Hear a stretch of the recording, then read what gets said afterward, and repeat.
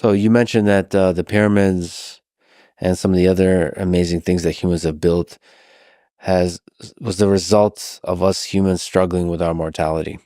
That's the ultimate goal. That seems to me what's at the heart of many pyramids around the world, is that they're connected in one way or another to the notion of death, and to the notion of the exploration of the afterlife. And this is, of course, the fundamental mystery that all human beings face. We may wish to ignore it. We may wish to pretend that it's not going to happen, but we are, of course, all mortal.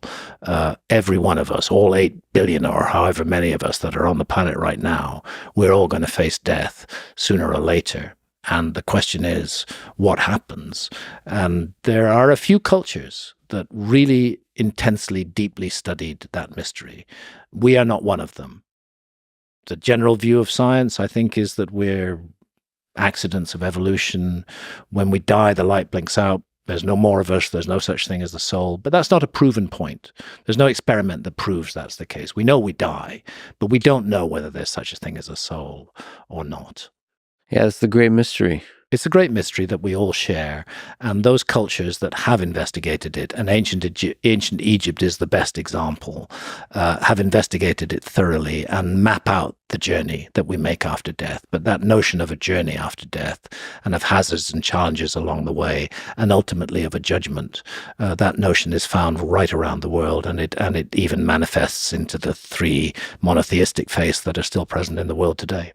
Well, you're one such human, and you said you contemplate your own death. Yeah. Are you afraid of it? No. I'm not afraid of death at all. I'm curious about death. I think it could be very interesting.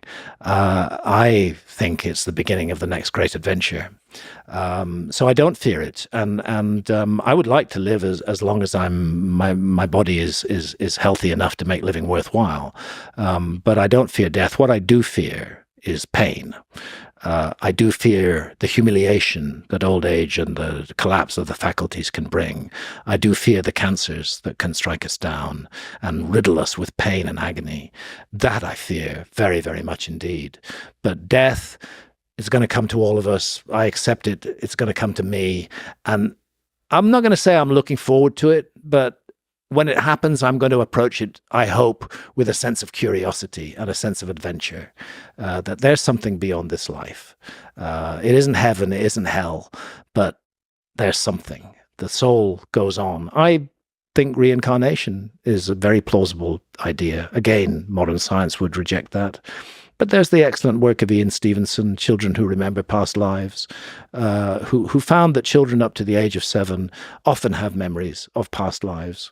And in cultures where memories of past lives are discouraged, they tend not to express that much. But in cultures where memories of past lives are encouraged, like India, they do express it. And he found several subjects, children under the age of 7 in India, who were able to remember specific details of a past life, and he was able to go to the place where that past life unfolded and validate those details.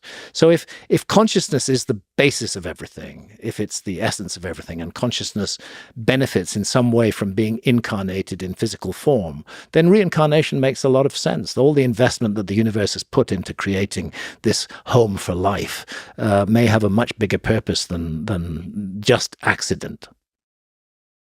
What a beautiful mystery this whole thing is. Yeah, we are immersed in mystery. We live in the midst of mystery. We're surrounded by mystery. And if we pretend otherwise, we're deluding ourselves. And Graham, thank you so much for inspiring the world to explore that mystery. Thank you for talking today. Thank you, Lex. It's been a pleasure.